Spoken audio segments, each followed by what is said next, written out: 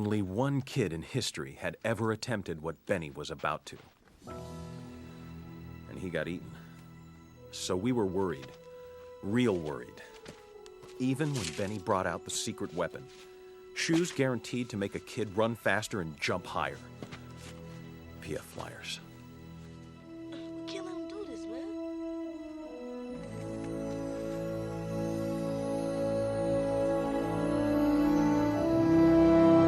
Okay, welcome back, everybody. Happy Hump Day. It is the Slate Laced podcast. Yes, we are back. You know, we got some brief hiatuses. Forgive us. Sometimes life gets in the way. Yeah. All that good stuff. Blair's taking a sip here, but please, how you doing?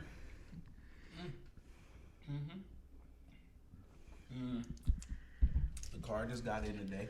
Okay, so we whipping now. Yeah, I'm tired of driving the bucket. You was driving a bucket for 3 days.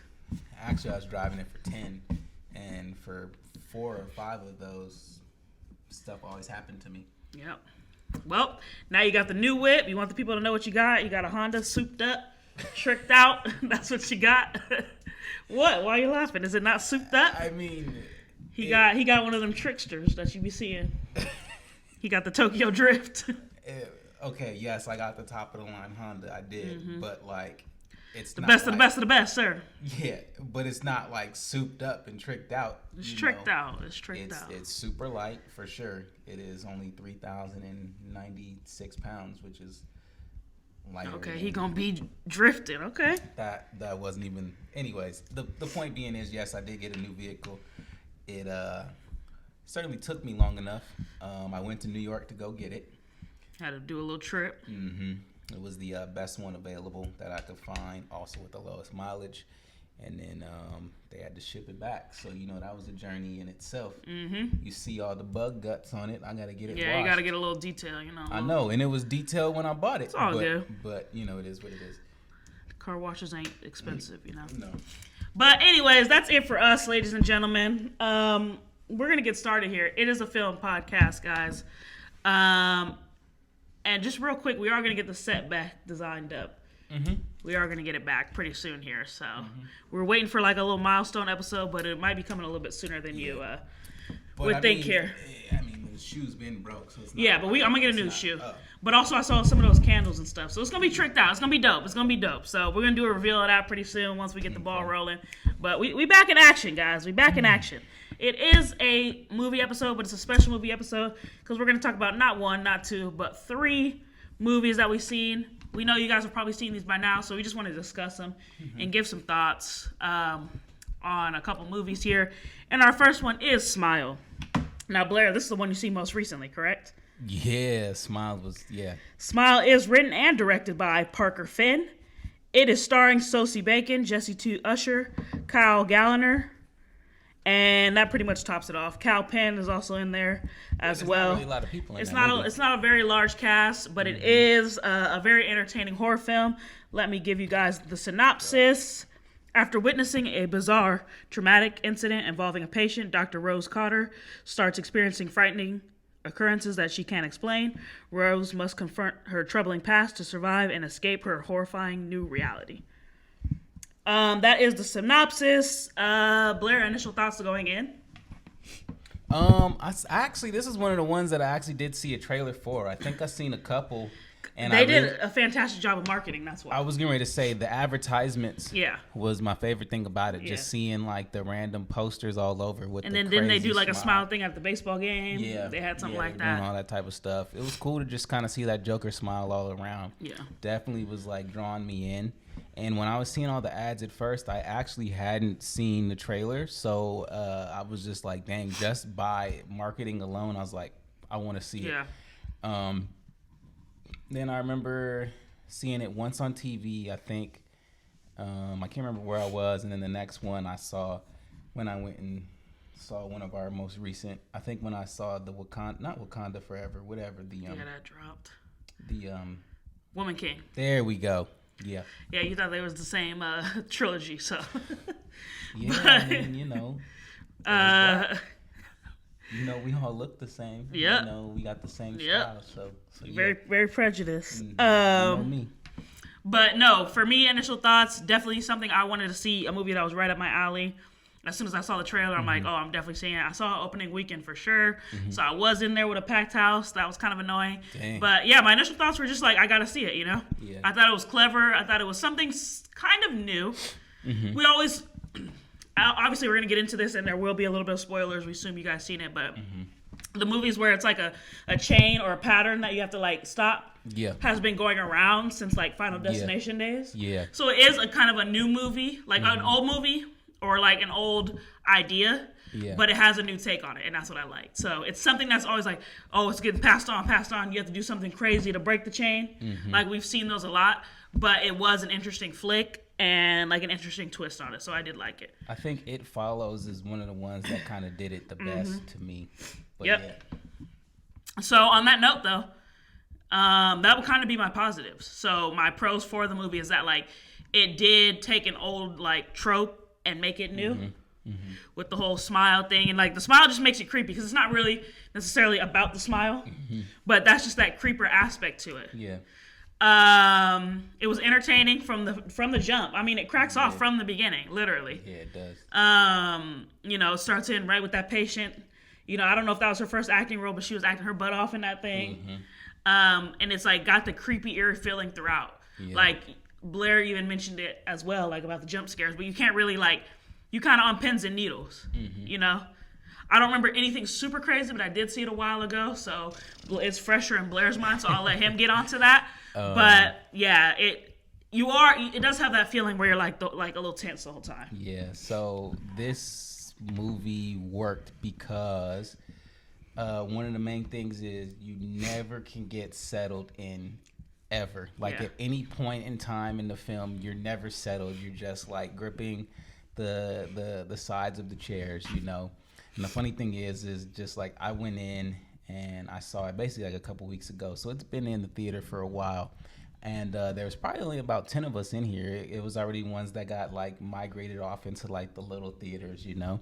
And just to watch people's reaction in the theater is like everybody was scared. You know, they're like, kind of covering their face. Only the eyes are showing, you know, and they're just like anticipating something every single time.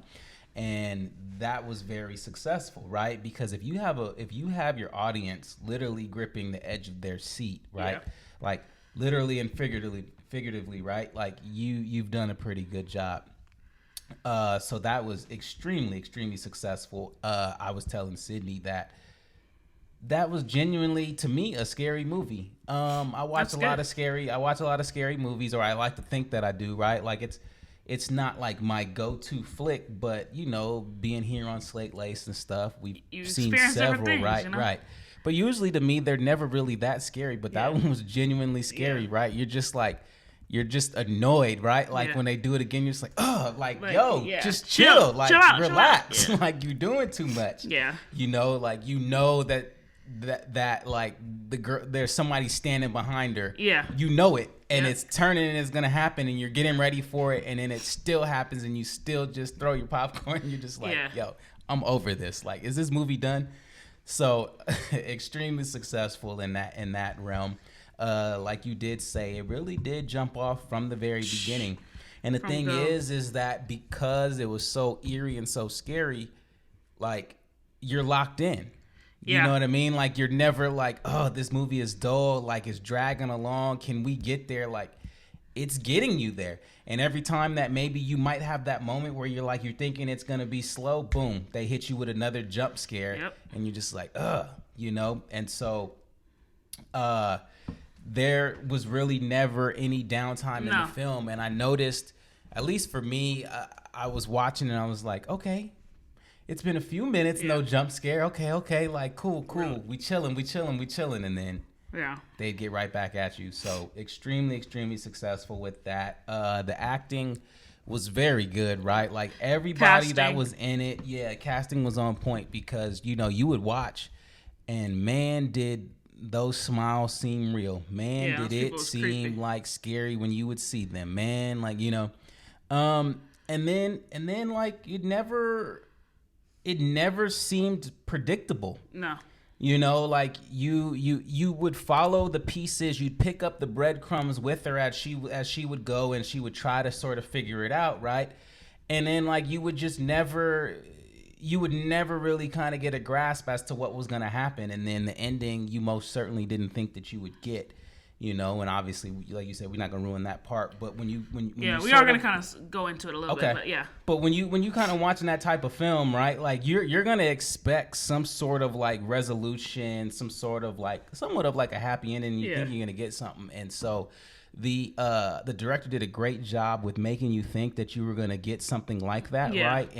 And that the like misdirection and kind of stuff like that. And that kind of like lulled us into like that sense of happiness where you're like, damn, there we go. She's getting that. And then, nah, because that ain't reality, you know? And so that was solid. Yeah. So definitely 3 big positives for me. Crazy part is that I didn't even think it was going to be necessarily highly rated for me, but then once we sat here and actually started talking about it, I was like, yo, it was pretty solid. Yeah, this is definitely something I would rate high. But on that note, going into some of the cons, I don't have a ton. My con is just going to be the ending. Like, since we are kind of going into that ending, like, definitely not the way I wanted it to go. Again, like we mentioned, most definitely, yeah. Like we mentioned, it was the break the chain thing, so we didn't think that she would end up killing herself and dying by suicide, and then not only that, but passing it on to the next guy, you know, the ex-boyfriend or whatever. So you think that was suicide? Yeah, she ended up killing herself because she got it. Huh? Yeah, I think so. Okay. That's the way I interpreted it. And then now the guy saw the death. So now it went to him, and he's gonna. If he even lived in that too, I didn't even know if he lived. I think he lived, and he's gonna be next. Okay. And he gonna be. Yeah. So it sucks that they weren't able to like break that chain. And there was really it's so misleading though. You swear that they broke the chain. Yeah. Like just. And then the whole thing was just like a little, didn't happen. Yeah, it was a dream within the dream. Yeah. The funny part is you're watching, you just like. Great job. Way to get it done, girl. And like and usually like when you're watching those films, you know that it's coming, right? You're like, this ain't it. Yep. This ain't it. This ain't it. But if you're following your character arc, right? You're at that point where she's come to terms with her fears. You know, she's been able to put her past behind her. She's been able to conquer the inner demons, the exterior, right, demons, like the physical demons themselves, right? And then you get that scene after, right? So you're like, okay. And then essentially that scene after is the life after when you conquer it all, right? And that's usually what a lot of movies will have. So you watch that and you're just like, bravo, way to get it done, girl. Like, I like it. I love it. Good film, right? Getting ready to probably get up, head to the exits in just a second. And then, none of that was real. Yeah. And then you get the exact opposite. And you know how I feel. The minute you get the exact opposite, like, I'm like, oh, yeah, I'm on board with that. Yep, yeah. I like that. We're doing something different. Yeah. So... for me, not even a con for me. Yeah, because it didn't ruin the movie, so to speak. So, and then another thing, again, I don't really have many cons, but another trope I'm kind of tired of is like the crazy woman thing, because they're just yeah. I know what you mean. The whole time they're just like making it seem like she's just a nut, like making her look crazy, and I'm just tired of that trope because it's like, when are we gonna believe that something may be going on? It's hard to explain though. It's hard to explain. Especially it can't be. When she it's something that can't be seen. And it's always the woman that's had this history of mental illness or history of a psychotic break, right? And then her husband, who's supposed to be, whatever, I love you, till in sickness and in health, he's just so quick to just not even believe her. You know what I'm saying?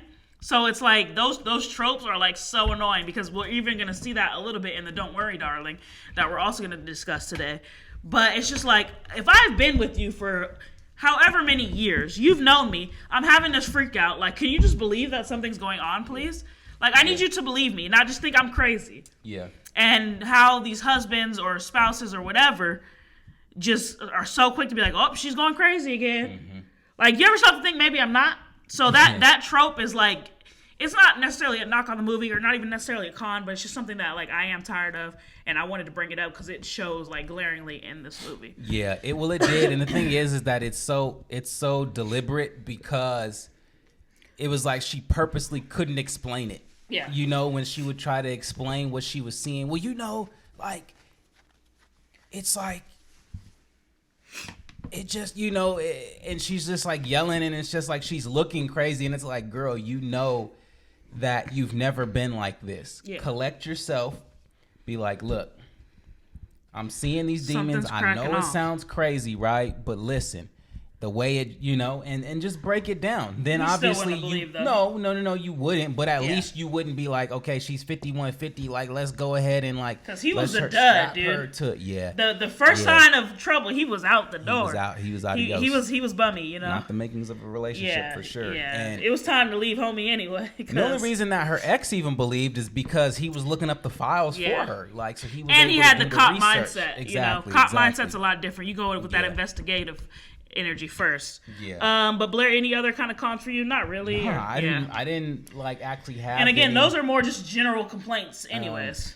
Yeah, it was fairly enjoyable, right? It's not the type of script where, you know, you're like, okay, you know, it's got to be wired, you know, it's got to really be like tightened up, you know. It's got to have layers and layers and different meanings and stuff. It wasn't that type of film, so you know you don't grade it with that type of with that type of score, you know, right? It's like watching a Christmas movie. You're not gonna sit here and compare it to like Casablanca or something, you know what I mean?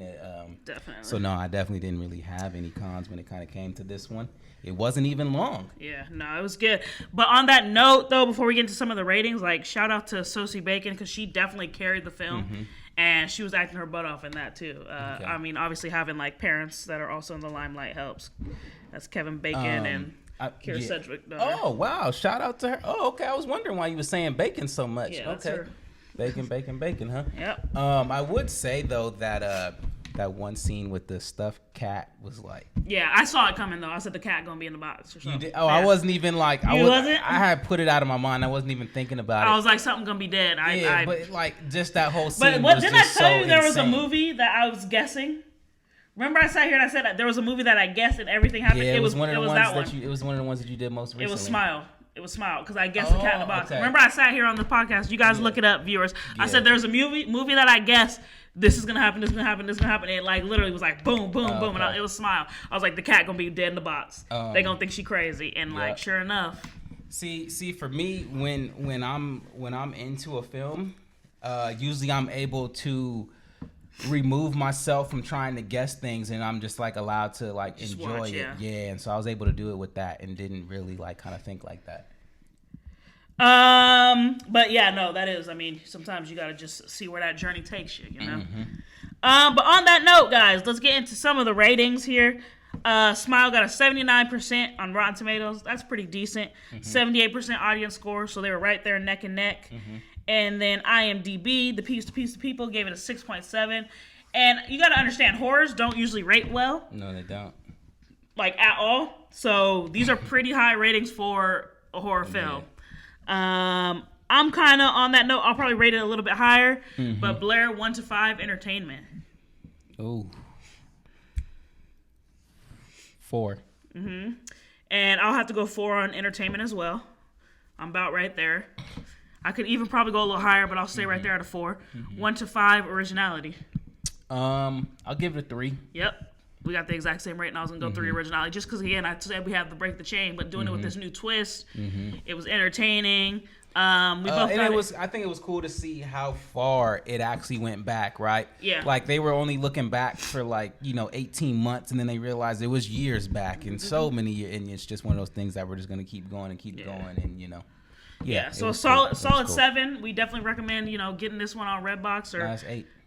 Or no, 7. It is 7. Redbox or wherever y'all see it. Definitely check it out. And if you watched it, it definitely could be good as a rewatch as well. I don't know. No, you don't think? Yeah, actually, it would. Man, that dude was so good, creepy. dude. I seen the his first guy. Yeah. I seen his face before. That demon that's like was having the spit coming all out of his mouth and stuff. with the giant lips and stuff. I've seen him in something before. It's probably like the same animation. I think he similar looks animation. like the dude from Saw almost. Probably. They could probably use the same, director, animator.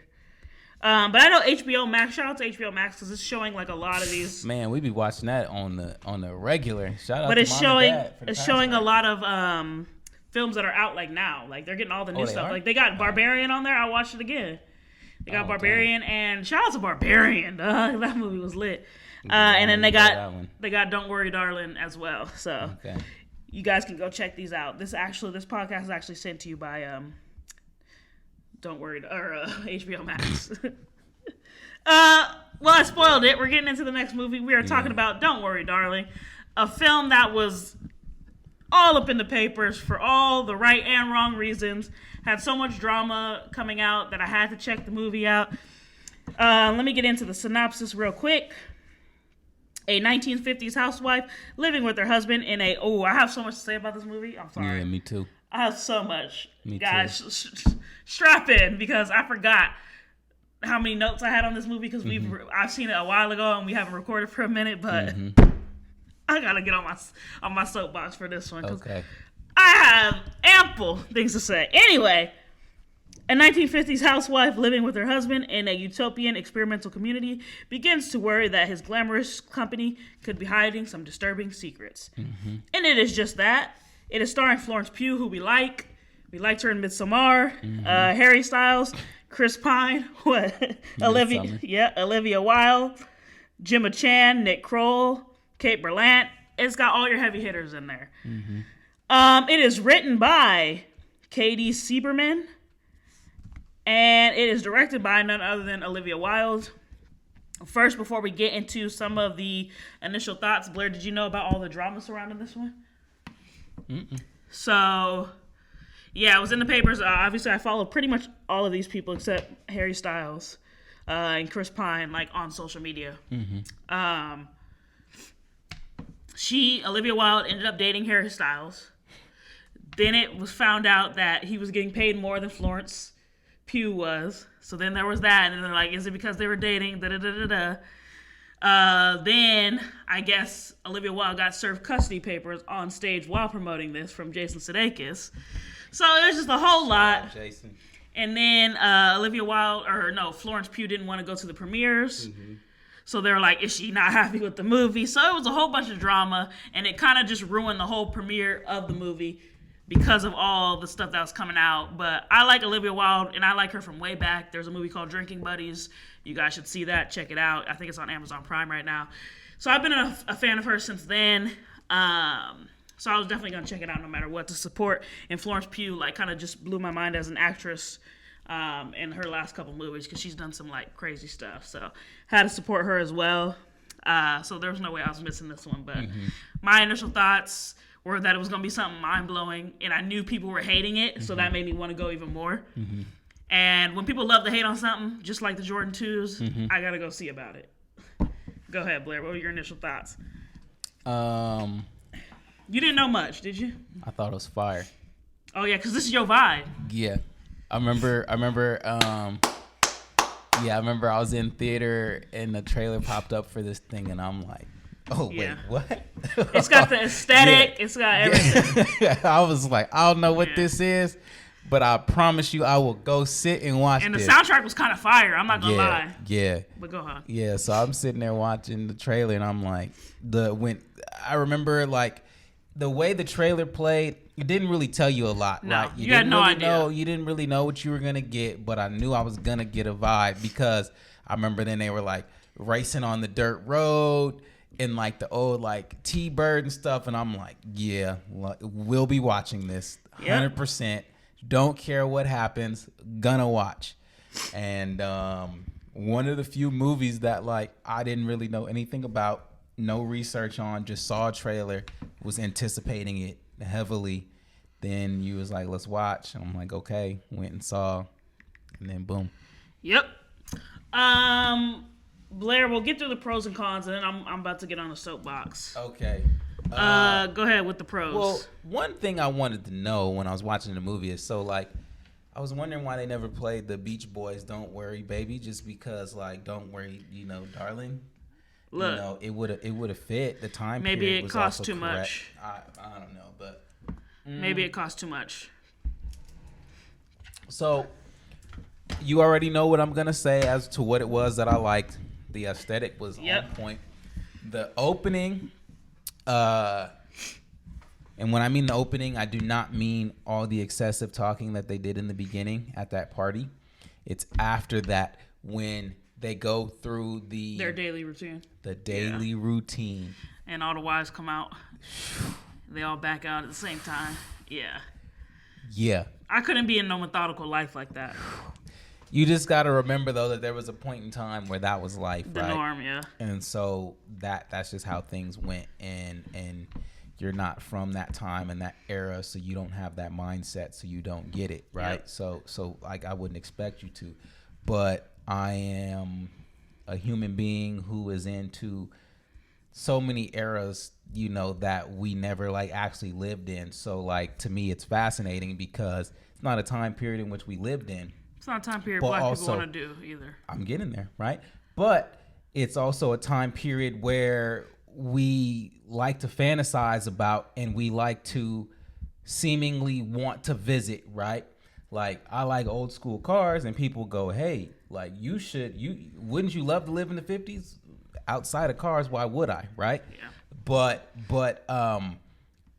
that world is so fascinating to everybody, and obviously fascinating to me as well. And so to kind of see it simulated and kind of like sped up, and like you kind of get that for an hour and 30 minutes, it was awesome to see, right?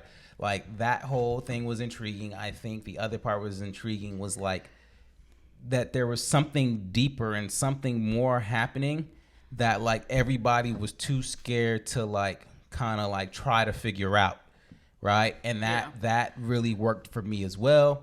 And then just the whole like forbidden, like, don't do this, don't do that, like all of those things were really working, right? Obviously that like kind of leads to one thing that like didn't work, so obviously we don't touch on that just yet, but those were like kind of the cons for me. I think it's just really creating more of a feeling for me than necessarily like it just being like this outstanding film. Yeah. For me, you did your pros, right? Yeah, that's like my pros. It was just basically entertaining. It had a vibe. It's just something that I really like to see, and I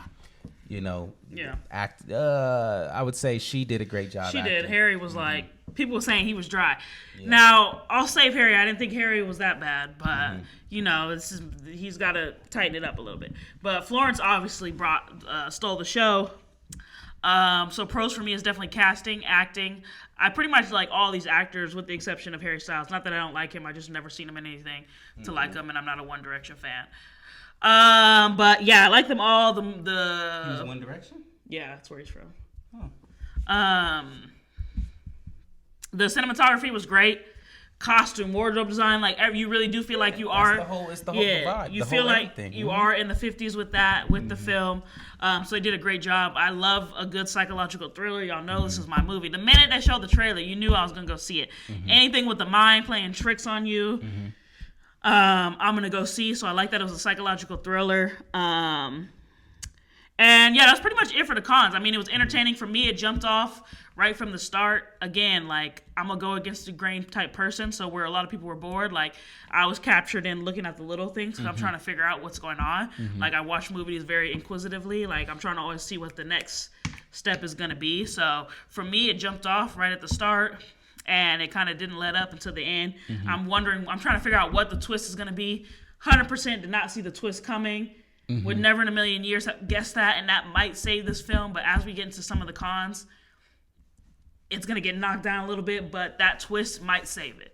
So we'll get into that in a second. But yeah, that's pretty much it for the pros. Definitely entertaining, something I would recommend, but we'll get into all those ratings later. Blair, cons. I mean, the film was weak. Elaborate. It wasn't, to me, it wasn't good. despite having all of that, the characters seem sort of shallow. And, you know, we do a lot of digging, or we attempt to do a lot of digging, right? But obviously everybody is like refusing to dig, which makes it even more difficult for her to dig, which is totally understandable, right? Because it's going to make the journey that much more sweet when she makes it to the finish line, right? Because there's so many challenges. But the problem is that once you get to the bottom of it, and I think when you find really what you want to find, you're just over it at that point. Mm-hmm. And there's like a lot of just kind of like dialogue that feels senseless to me, like we're having conversations that we don't necessarily need to have. So that it was disappointing to me, right? Because you already know I'm so high on it, right? Like I'm like, you've got me there. You've got so much going on that's intriguing to me, that's got me locked in, where it's just like you really only gotta just do just a little bit more. And to me, you got like this classic on your hand, you know, and they didn't bring it home with that. So it was like a little bit disappointing. Yeah, it just, you know, missed the mark for you. Yeah, and because like as exciting as it was to kind of like look at the homes, right, the architecture, the cars, and like to see them like go into this town, you know, and kind of create this world that actually was very, very small, and they were trying to build to it, right? Like once you kind of get past all of that, you're just like, there's really not that much there, you know. And the big twist, when they give you the big twist, you know, you're just like, yeah, thank you for that, I guess, you know, here we go. And so there's so much, like, to me, it's like a director that is trying to show that they're really intelligent. It's trying to show that they really can like open up their third eye, so to speak, right? You know, where you're just like, yeah, like I can hit you really with this imagery and like make it seem like there's so much more that's like really going on, and like really feel in touch and feel spiritual and feel like, you know, like when everyone says using their third eye, you know, and they literally even use eyes throughout the whole film, right? And they're giving you all of this like kind of crazy imagery to sort of like misdirect you and like not really like allow you to figure it out, but at the same time make it feel like they're giving you the breadcrumbs to sort of figure it out, you know. And I don't think this was the film that really needed all of that, you know, but it is a psychological thriller, so I understand why they chose to use all of that. But I think the imagery was just a bit too much in that aspect. Not the imagery of like the 50s feel and all of that. No, that was perfect. Yeah. I agree with some of that. I see where you're coming from. I'll say first, right off the bat, the first con is that it was way too long. It was 2 hours and 3 minutes. I didn't realize it's been a minute since we've seen it. It was long. They could have gotten to the point. There were some scenes, another con, there were some scenes that did nothing to advance the plot, could have been cut out. The whole dancing thing. Mm-hmm. A lot of the scenes with Chris Pine, like adding to his mysteriousness, like we could have chopped some of that down, because that was like a little corny for me. But the biggest thing I will say, because you guys know I like to read other people's reviews and get other people's thoughts, get involved in the discussion boards. That's all me after a movie. Mm-hmm. I kept seeing like, oh, this is just the Stepford Wives. This is just the Stepford Wives. So I hadn't seen it. Mm-hmm. So I watched it recently. This movie's like a ripoff. Like almost like 80% of the Stepford Wives. And so that's what honestly knocked it down for me. Is like it lacked so much originality, because I hadn't seen the Stepford Wives going in. Of course, I heard the name. No, Jordan Peele's a fan. He kind of based, you know, his first movie off of it, Get Out, off that kind of vibe, right? But I had never gone and checked it out. And then when I was getting so much, like, when I was reading so many people's reviews, it's like almost cookie cutter of the Stepford Wives. Not in the sense of like, it's this, the wives acting weird, not so much that, but like just the whole like intricacies of that plot is like insanely very, very similar. Like, so if you guys have a chance, check out Stepford Wives. I will, but dang, I mean, they did it even shorter. This movie an hour and 55. Yeah, and it's like certain themes that are heavily influenced from the Stepford Wives. I'm not saying it's an exact ripoff, but it's very, like I'm saying 80% of that movie is very heavily influenced. So that kind of knocked it down. It's like, oh, dang, like I like this originality, but if I've seen it's been done, it's like, I can tell what your favorite movie was kind of growing up, so to speak. Now, again, I'm not to say that the whole movie was trash, because I did like this one, and I will give it entertainment high, like pretty high on the entertainment rating. But that, knowing that it was so close to that other movie, and then seeing it was like kind of sucked. But also on that note, I think the twist of it being some like kind of almost virtual reality thing was insane. Like, that's something we haven't seen. Because I thought, honestly, the twist was going to be the man was evil, and he was, like, drugging the women. Like, they were all under some... Like, if she don't take the mind control pill, or if she don't eat those eggs, like, the the poison was in the eggs. Yeah. And I thought they were working on some, like, Big Bang or Manhattan Project type deal. Like, they were doing atomic weapons. I thought that was the twist. It just took but it had nothing... Yeah, but that was nothing. So that was where Blair was, right? Where it's like, they are wasting those time, that moment. Because literally, them going to work is not even a thing. Although it was fire. Yeah. The first sequence, but yeah. But it has nothing to do with the plot, you know? So that's all part of the facade. He was just going to work in real life to, like, pay for their little virtual reality. Like, that's insane, you know? Yeah. So the twist helped it, and at the same time knocked it off a little bit, because that is kind of corny. But I did like the twist, No, but it's still dumb, because essentially what we're saying is like female lives or careers aren't necessarily anything important outside of being in the home. That's what the movie is saying in the 50s. Right. That's what the virtual reality is saying. Right, because he had just a regular job, remember? But he felt emasculated. Right. So now I have to kidnap you from your life. That's what I'm saying. Yeah. So then we're basically saying that we like these roles where men are masculine, they have these jobs, and then women cannot have these jobs because she had a job that she loved. She was stressed, but everybody's stressed. Yeah, so what I was going to say is like a lot of people in life, they will complain about things, but if they don't really do anything about it, then they're kind of okay with where they're at. And I think that she was one of those examples where like, oh, like work sucks. Oh, I'm so stressed out. But girl, you still go 6 days a week, 15 hours a day. I think you love it, right? And then the moment that she like realized that all that was kind of stripped from her when she figured it out, right?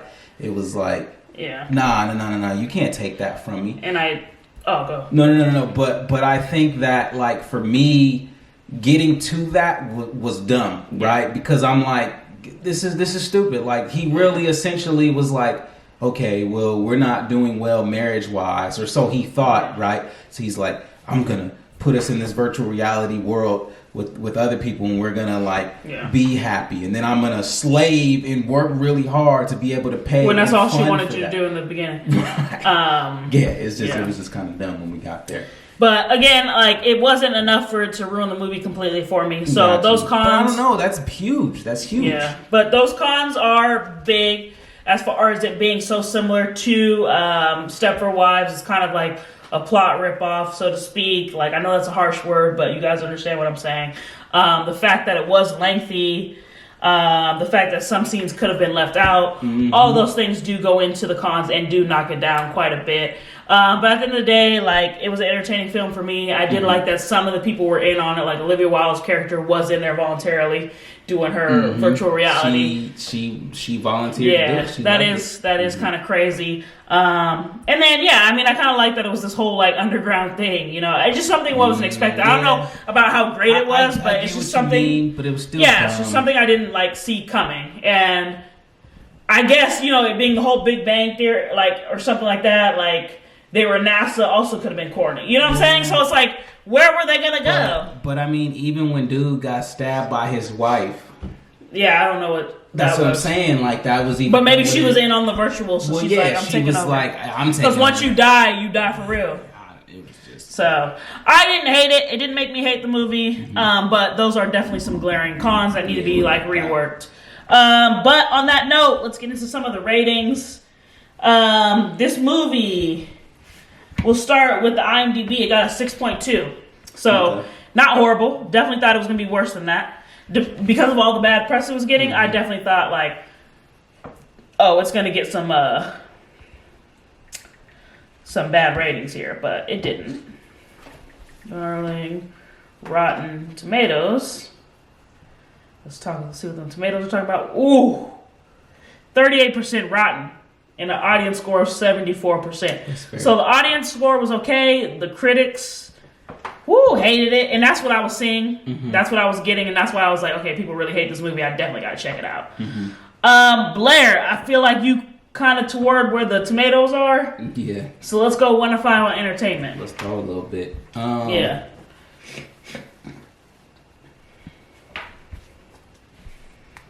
Dang. Gotta think about this one. Yeah, because I told you I like the vibe and I like the music.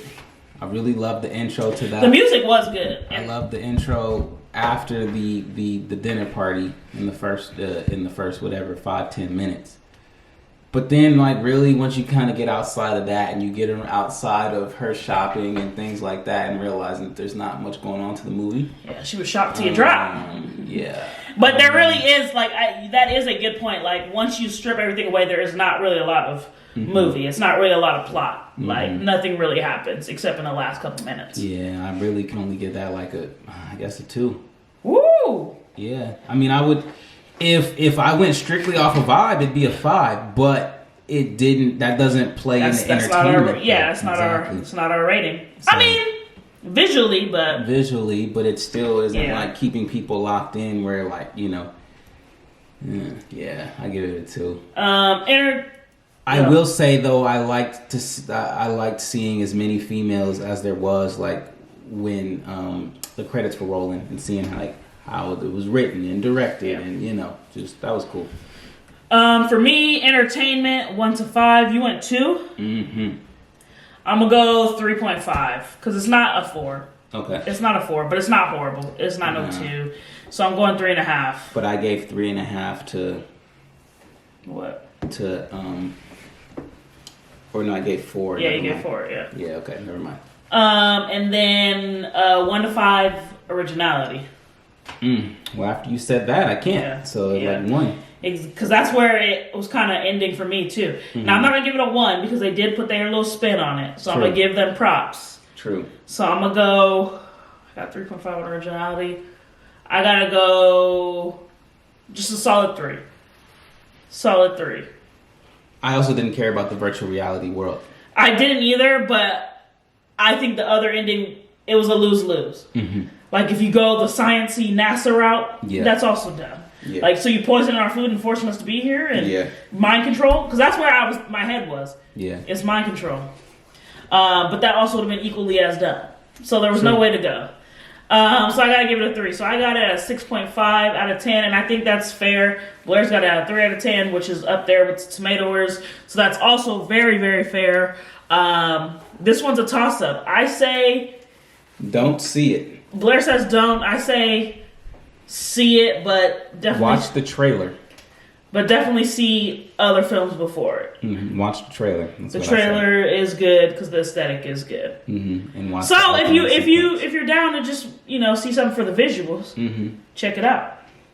But guys, we got to transition into our last film of the podcast. It is one that I also got some stuff to say about. It is none other than Halloween Ends. Now, you guys, we just had our spooky season. Happy belated Halloween to all you guys out there. I ran to the theater to see this. And I'm just going to say it. I was not happy. I was not pleased with what I saw on screen.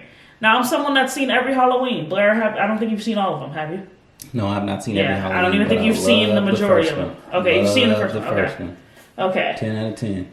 I'm irritated. I'm very irritated. Before I get into it, I'm just pissed. Let me read the plot. The saga of Michael Myers and Laurie Strode comes to a spine-chilling climax in the final installment of this trilogy. Now, if you ask me, could they have ended it with the one before this? Yes. Mm-hmm. They dropped the ball. They was all beaten up on Michael, because I know you didn't see it. Yes, I did. You saw the last one? Didn't we review it? No.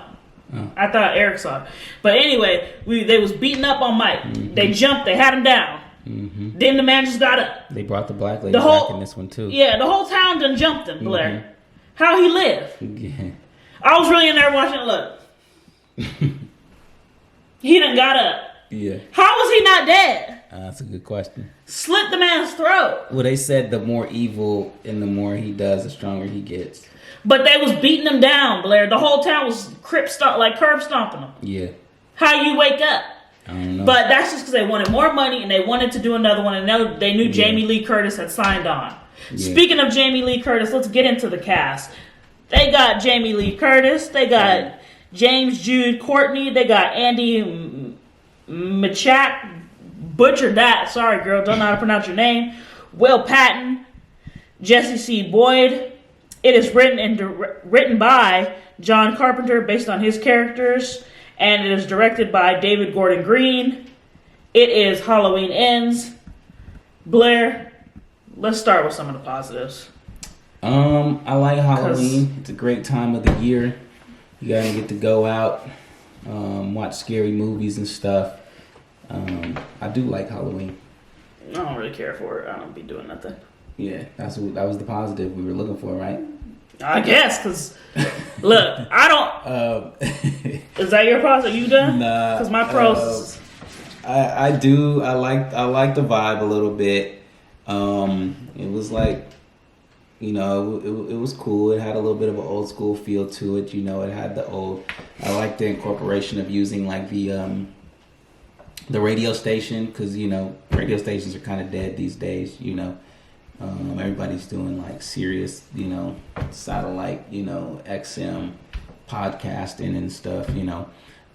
So to kind of see that and using that aspect was kind of cool. But I'm also like grasping straws here. It wasn't really that. You said it at the top of the title there. Yeah, it was kind of weak. Yeah, it finally. I mean, I'm just glad that it came to an end. That's a positive. The dude that was sitting next to me got up, and when he left, he was saying to his friend, he was like, "This is probably one of the worst movies I've seen in a very long time." Yep. So it's tough really to find. It's tough really to find things. I just kind of like am glad to see them kind of close the coffin and to like actually like kill this man and see that kind of go down. That was kind of cool to see. I was just like, all right, man, we finally got it done. But man, I can't say too much more outside of that. I 100% agree with you. I got two pros. There are one, Jamie Lee Curtis, and two, the thing is over. Mm-hmm. The trilogy's over. Yeah, Jamie Lee Curtis obviously brought the house down. She's, you know, up there in my top of actresses. Mm-hmm. She held her own. She literally carried this entire movie because everybody else was literal trash. Mm-hmm. The daughter was horrendous. Mm-hmm. Not saying she can't act, but she was the dumbest thing I've ever seen on television in my life. Yeah. The other positive is that this thing is finally over. Thank goodness we're not going to have another Halloween movie. They should have got out of that blender. Look, they should have killed him last time.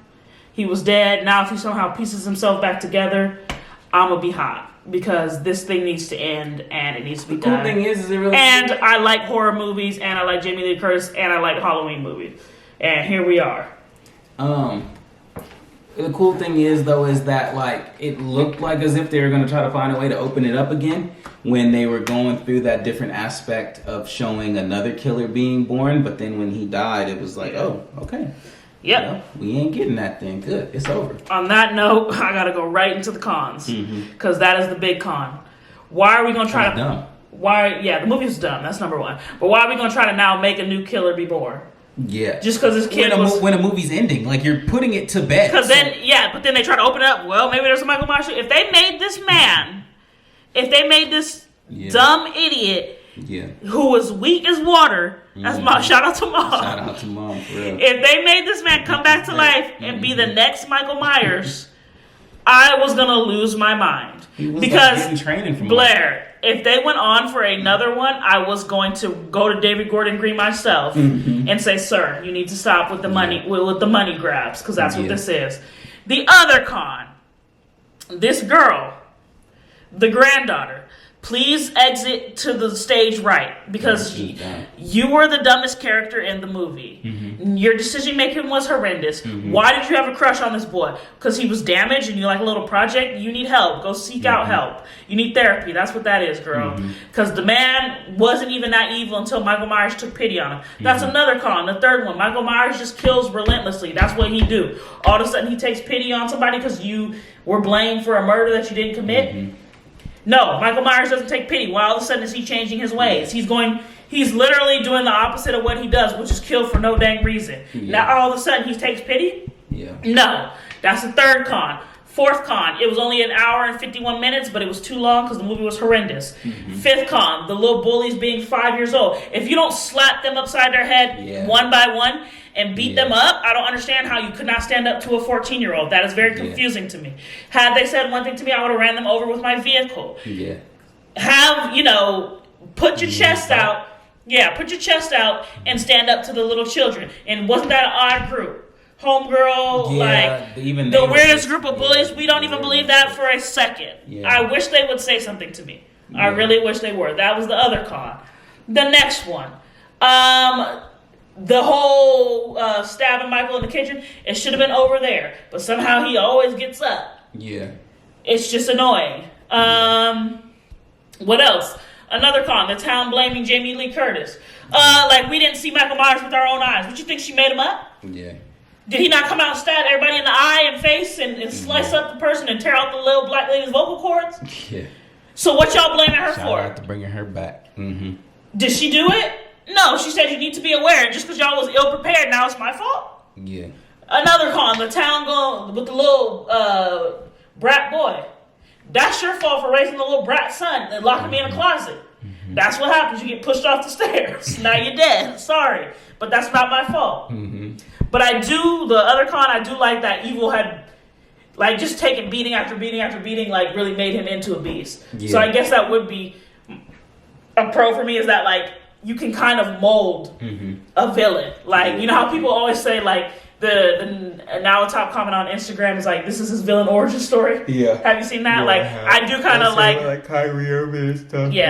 I do kind of like that. That was his villain origin story. It was like first the murder, then he kind of got like a lesser sentence and got away with it, so to speak. But then the town kind of, hates him. His mom is odd and all that stuff. Just kind of like, that's that villain origin story. So I will give him that. But all those, the rest of the movie is just one big con. Go, Blair, because I'm done. I can't. I think I spoke for both of us, but it was bad. It was the worst movie I've ever seen in my entire life. It was definitely bad. Horrendous. I just remember, how you do Jamie Lee Curtis like this? She deserves better. Shame on you. I was laughing through the movie. It was trash. It's not even a comedy. I was really in there like. I think the biggest piece for me is just when they went on that like tangent and it didn't even seem like the Halloween Ends was gonna end, right? Because they almost made another one. So I'll put it like this, since I'm already gonna tell you don't watch it, right? You're thinking for this hour and 30-minute movie that you're getting ready to watch and go down this journey on, you're thinking it's going to be all about tracking down Michael Myers, killing him, and finishing the job. And he barely come on the screen. That is only the last 20 or so minutes of the movie and what you deal with it, right? The hour and 10 minutes that you watch before this is all about potentially introducing a new villain. And making it seem like anyone can kind of become a killer. And as interesting as it can seem as like, I guess anybody can be a killer if they're pushed, right? I don't care about any of that. I'm sitting here watching Halloween Ends because I'm expecting Halloween to end. So do not sit here and attempt to introduce a whole new element that is not going to allow Halloween to end. Tomorrow is November 1st. Let me get to November 1st. You know what I mean? And like we started to introduce all of this, and I'm like, why? What are we doing? The whole first hour and a half is a red herring until the last 10 minutes when Michael finally comes out. Because we're literally like looking at this. I'm like, what, are they going to get married? Like, why do I keep caring about this little boy that gets bullied who can't stand up to a bunch of teenagers? Yep. Well, crazy. The point is, he's supposed to be the next Michael Myers. And I was like, if they drag this on, yeah, thank God. But my thing is now it's pointless. All of this was exactly. The movie was stupid. I was gonna walk in there and kill him myself. I was gonna get into David Gordon Green's film and kill him because this man is done, and I don't want to see him for another whole movie trilogy. Anyways, on that horrible, horrendous note, let's get into the ratings. Blair, do you have anything else to say before we get into it? Because I don't even want to discuss this movie because I was disgusted that I had to waste my time, and I was a fan. They did Jamie Lee Curtis dirty. The only reason I even go is because of her. Yeah, and they did her dirty. Mm-hmm. She should be ashamed, and she should get her money back for her time. She should be paid plus what she got paid, and she need to get because I need to write her a letter of apology. Guys, let's go to Rotten Tomatoes first because I want to see. They better have the big old green tomato on there. Halloween ends. Rotten Tomatoes. Yes, 41% rotten. Thank you. That's more like it. With a 57% audience score. They hated it just like us. It's not like we needed to feel vindicated, but I definitely do now with the backing of those ratings because that's horrible. Yeah. The Peeps of People has it at a solid 5.0 out of 10 on IMDb. Guys, it's horrendous, but let's get into the Slate rate. The only rating that matters. Blair, 1 to 5 on entertainment. 1. 1 to 5 for originality. 1. Now, I ain't gonna do the movie like that. It is that bad, but Blair got it at 2 out of 10. I ain't gonna do my girl Jamie. Jamie's the homie since Freaky Friday, so I gotta give her something. I gonna say that. Yeah, it's you. You're the ultimate. Anyway, entertainment, I'm going 2. Simply off the fact that Jamie Lee Curtis is in the movie and the thing is finally done. Originality, I can't even get into this discussion. It's literally not original. It's obviously a trilogy that's been going on since too long. It should have ended last year. We're tired of it. Going on 11 years, 12 years before we were even born. Yes, too long. They had a chance to end it, but they wanted to do another money grab and make some more money. So now you wasted our time and our energy. So I'm going to give it a 2. And I got it at a solid 4 out of 10. Blair's got it at a 2 out of 10. Very, very generous. I'm only giving this rating because Jamie Lee Curtis is in the movie and the thing is finally done. So, with that being said, save your time, your energy, your eyeballs, because we done took a couple years off our eyesight watching that movie. It's a piece of crap. Don't see it. That's what the Slate rate tells you. It's a warm turd for sure. Yeah. Blair, anything else before we kind of wrap up here? There are some movies coming out. The 2 that come to mind for me are obviously Wakanda Forever, baby. We going to see that very soon. I got to see the other ones first. That's on you. I always try to support on opening weekend, but I am getting busy this time of year, so I'm not able to just be hopping into theaters like that.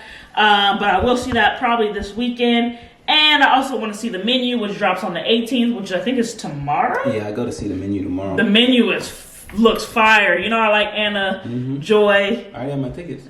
Whatever her last name is, Taylor. Yeah. And I do like Nicholas Hoult as well. I've been talking about The Menu for a minute. So I'm definitely checking it out. I saw The Menu trailer when I saw not Bulgarian. Bulgarian Split Squad? Okay, not Bulgarian, with the Barbarian. Yeah, Barbarian. I saw it then and I was like, okay, I'll go check it out. Yeah. So I already got the tickets for it. Just looks funny. It looks like something that's up my alley. And then the Christmas movie. You ain't seen that Fred Claus thing. Will Ferrell? Violent Night? Was it the one with Will Ferrell? No, Will Ferrell, Ryan Reynolds. That's one you're talking about. Oh, I haven't seen that. I've seen a brief trailer, but not enough to talk on it right now. Okay. So obviously there's some things coming to the theater that me and Blair are going to check out. So we'll be back with more reviews. But yeah, as far as Heat in the Screen, we're going to go check it out. Get back to you with some new movies to review, obviously. But there has been groundbreaking news and major waves going in the sneaker world, so we are for sure touching on that. You guys probably know a little bit about it, but we are going to give you some full thoughts on that. Probably even phone in some friends for a little discussion, and it's going to be a wild ride, so stay tuned. It is the Slate Laced Podcast. We out.